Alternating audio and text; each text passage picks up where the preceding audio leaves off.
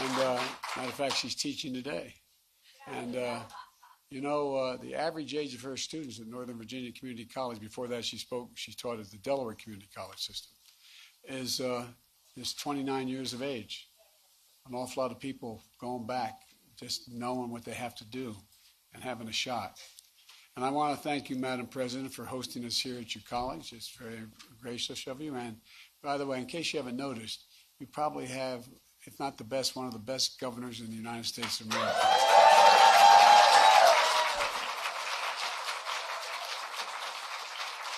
We've worked, as they say, hand in glove, because we agree on so much. And Senator Ben Ray Lujan, so much of the progress we've made has been because of you, man. You're a great champion of the people of this state. And I want to say, Teresa, you're good. I tell you what, man, I could listen to you all day. Seriously, you're really, really, really good. And we're in your district, right? Or we just... Okay, well, okay. Well,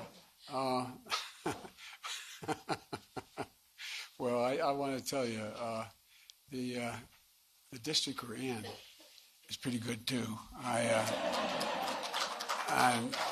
can tell you lack enthusiasm, Congresswoman, and it's really it's contagious. You know, New Mexico's lucky to have you, for real. And the thing I really, well, I shouldn't go on. But there's enthusiasm. It's one thing to be for something, another thing to be a champion of it. And Melanie, you're filling big shoes taking over for Secretary Holland, who rode down from Washington with me. She never lets me come to New Mexico unless she can oversee it. But she's doing an incredible job as our Secretary of the Interior, the first Native American to ever serve in a cabinet.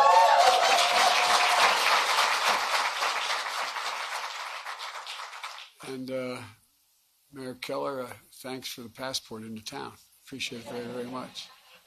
Look, folks, here in New Mexico, I want to thank the governor for making it possible for students across the state to go to college for free. And it's been, as I said, working hand in glove. I mean, there's a lot of ways that the federal government can be helpful. A lot of ways it can be a pain in the neck. And I try to get the pain in the neck out of the process. But, we've lowered costs for families. It's no surprise New Mexico has seen one of the fastest, I think either one or two fastest growing increase in college enrollment in the state, in their state, in anywhere in the country. The other one is New Hampshire.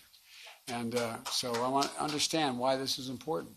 It's important because her leadership is an example for states all across the country. A lot of governors look and say, how'd you do that? There's a lot of ways to do it. And we talked about them, and you did it. We're here today to talk about a key part of what we're doing nationwide.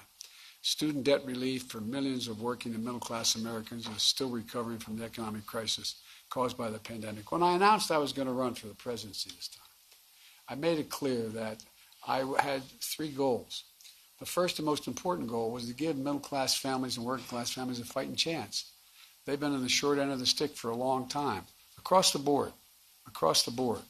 And that's why I said whether it's a tax policy or whether it's education policy, whatever it is, when the middle class we're going to build this economy from the middle out and the bottom up.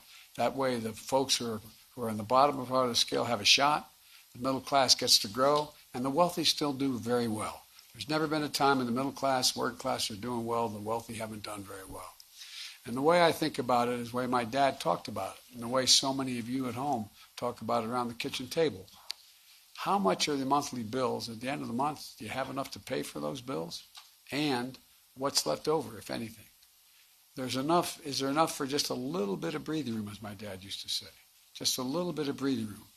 Folks in urban and suburban, rural and tribal communities across the country, our student loan program is designed to give just a little more breathing room. My administration is working to provide up to $10,000 in student debt relief and up to $20,000 if the person seeking the relief received a Pell Grant. Because to receive a Pell Grant, your family income had to be very low.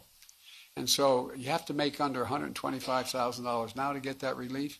And for borrowers out of school, nearly 90% of that relief is going to go to people who have incomes under $75,000. And you know, it's a plan for people who took out federal loans before July of this year. And a few weeks ago, we launched a simple online application where you can apply for this debt relief.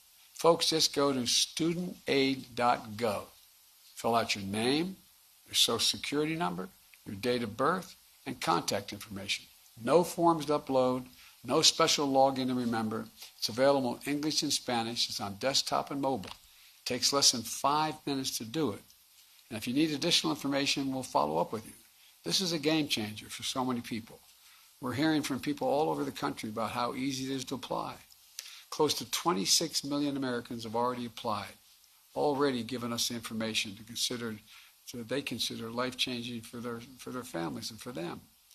My commitment when I ran for president was, as I said, the government would work to deliver for ordinary people. Simple application process keeps that commitment that way, just as I'm keeping my commitment to relieve student debt. And I want to state again who will benefit most: working people and middle-class folks.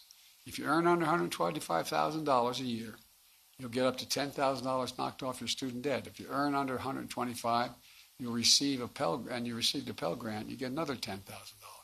That's $20,000 in relief. Over 200,000 people in New Mexico have student loans, and the average borrower in New Mexico owes just over $34,000. And my plan is going to make a real difference in lowering the monthly cost for families as well. Folks, in total, more than 40 million Americans stand to benefit from this relief. And not a dime of it will go to the top 5% incomes, period. Across America, nearly every Pell Grant recipient comes from a family making under 60 grand. 2/3 come from families making under $30,000 a year. In New Mexico, more than 150,000 borrowers receive Pell Grants to go to college. That's 150,000 New Mexicans who will get $20,000 of their loan wiped off immediately, plain, simple, and it matters. Folks, as I pointed out, my wife has been a community college professor for years, and she's still teaching. Matter of fact, she's teaching today before she goes off this evening to campaign for us. She's traveled across the country meeting students from every walk of life.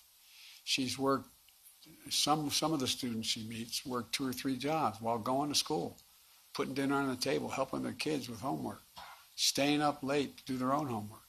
As Jill says, they only ask for one thing in return: the chance to work hard and build a good life for themselves and their families. Many of those students, just like the students here, have had to borrow money to cover the cost of tuition. Roughly 40% of community college students nationwide receive a Pell Grant. I'm here today to tell you this student loan relief plan is for them as they recover from the economic crisis the pandemic inflicted and pay for their education. It's for folks like Christy, who you just heard from earlier. She went back to school to get a better job, take care of her family, so she could compete in today's economy. She relied on the student loans and a Pell Grant, and she did it while starting a family. Under our plan, she'll have nearly all of her loan forgiven, and it really matters. By the end of this week, the Department of Education will have approved applications of 16 million Americans and sent the necessary paperwork to student loan servicers. And the last step before the 16 million Americans can have their loan discharged. That's 16 million people who will be hearing from the Department of Education that they've been approved and who should be seeing relief in the coming days. But it's temporarily on hold. Why? Well, because Republican members of the Congress and Republican governors are doing everything they can, including taking us to court to deny the relief and even to their own constituents. And every lawyer tells me we've knocked 2 of them out of the way. There's only one thing left in the way, and that's going to happen. And as soon as I announced my administration's plan for student debt, they started attacking it, even though I ran on it and everybody knew what I was going to do. Their outrage is just simply wrong, and I might add, I don't want to be too political here, but hypocritical. Fighting them in court, we're not letting them get away with it. I'm never going to apologize for helping working middle-class families as they recover from the economic crisis created by a pandemic. And I don't want...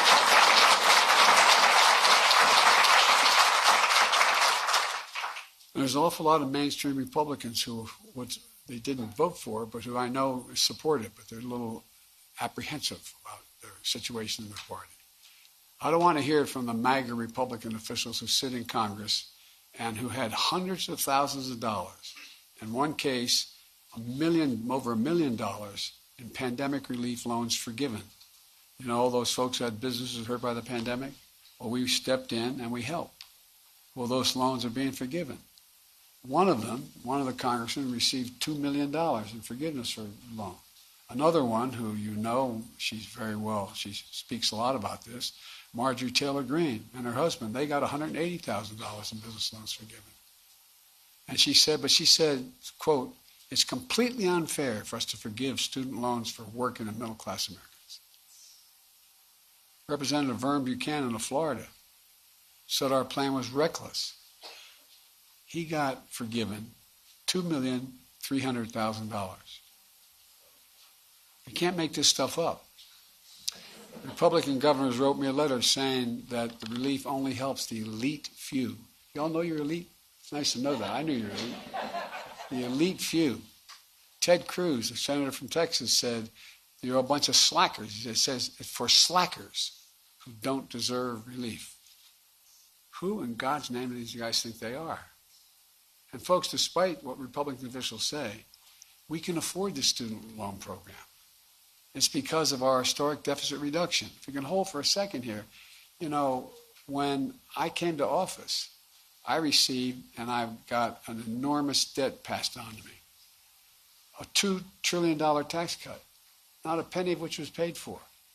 And over 98% of it went to the top 1-2% of the public. And guess what? They raised the deficit. But guess what? Because of our historic, we had a very different plan, a very different reduction for all Republicans who voted against this. And they opposed the Inflation Reduction Act. Every single one voted against it, even though some I know were for it. Everyone voted against it. And this year, under the leadership of the Democrats in Congress, and a little help from me, the deficit fell $1.4 trillion.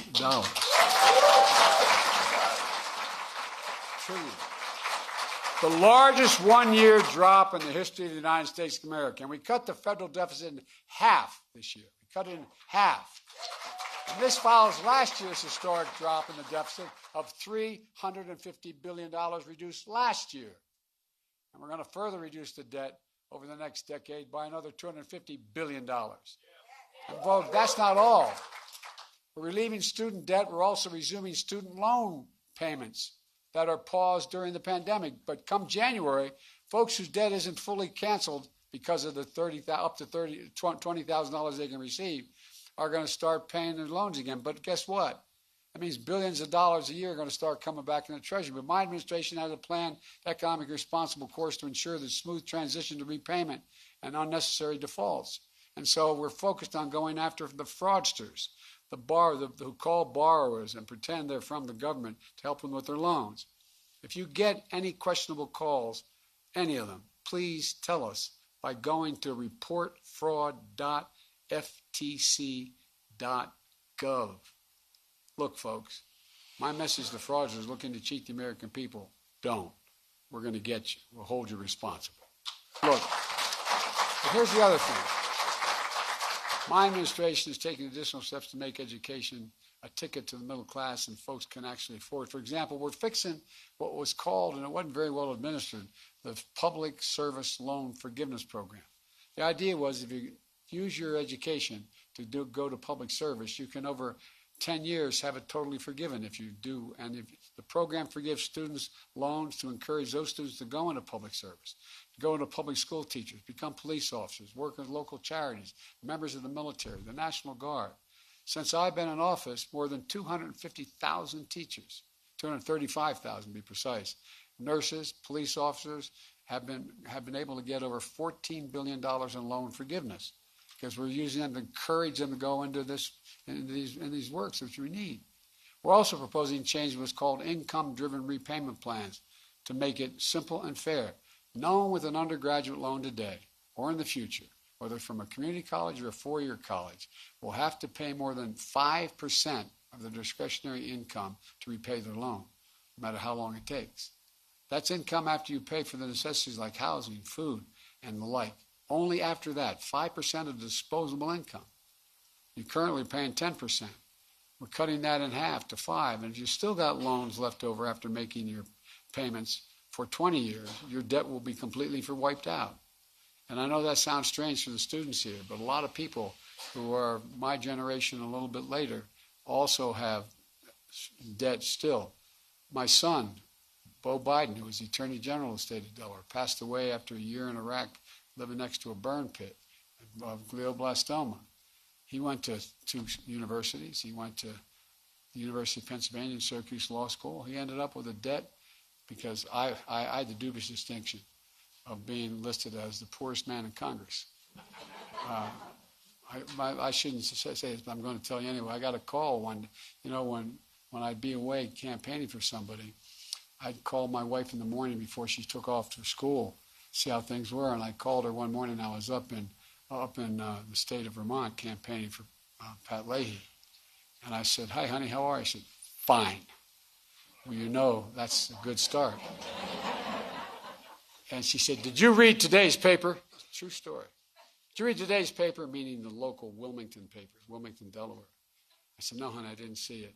She said, "Headline, front page, top of the fold, Biden, poorest man in Congress. Is that true?"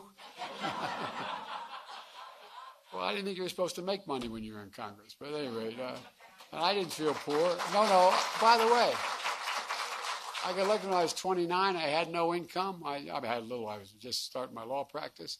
But I had a good salary as a senator. I thought that was just fine. But at any rate, those who borrow the original balance of less than $12,000, like community college students, you're going to be done paying that in 10 years if you go into the position of making sure you're involved in public service.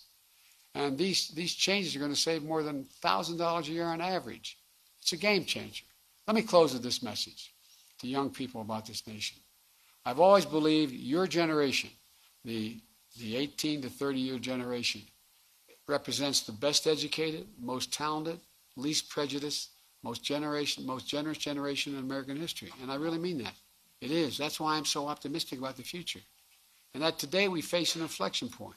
One of those moments that only come around every few generations, where there's so much change happening technologically, politically, environmentally, that the decades and the decisions we make now are going to affect the future for a decade or more to come. It's going to set the course. I know your generation may feel like it's an added burden on top of what you've already been through. I'm not saying you have to shoulder the burden alone. The task at hand, though, and the task ahead is the work for all of us. What I am saying is you represent the best of us, the very best of us. Your generation is not going to be ignored. You will not be shunned. You will not be silenced. Just look at what happens when you speak out. 2 years ago, perhaps many of you voted for your first election or volunteered in your first election. You understood the choice and the stakes. Because you expressed your right to vote and elected me president and Kamala vice president, the highest ranking woman ever to be elected in history. Since then, with your help and the help of the Democratic members of Congress here in New Mexico, we've delivered enormous progress for the nation. People are still hurting with inflation. But the most significant gun safety law in nearly 30 years. We're going to, and by the way, I told the Gov, I got assault weapons banned once in Congress. We're going to do it again.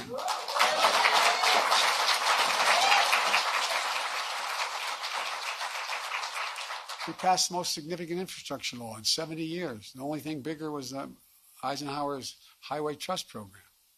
The first black woman on the Supreme Court of the United States has been appointed, I promise. I've appointed more appellate federal judges who are women and African American than every other president in history combined.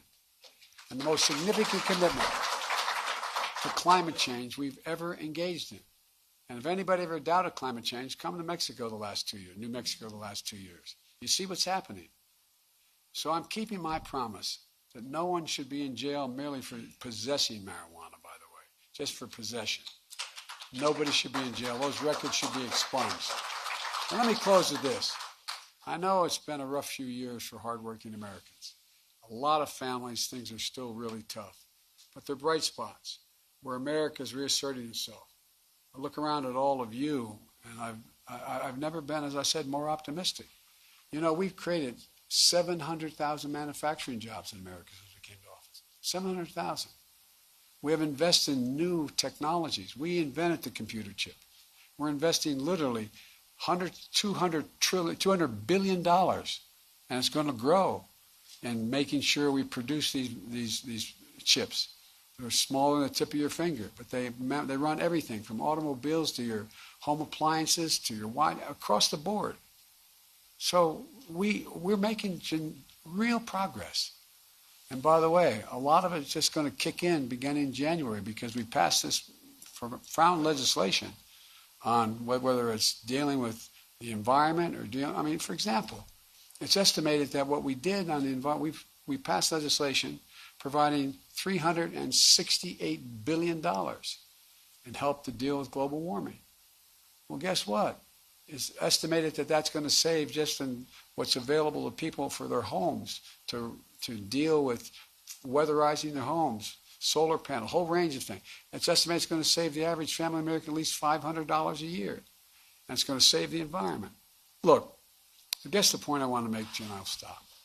Our best days are really ahead of us. We just have to remember who in God's name we are. We're the United States of America.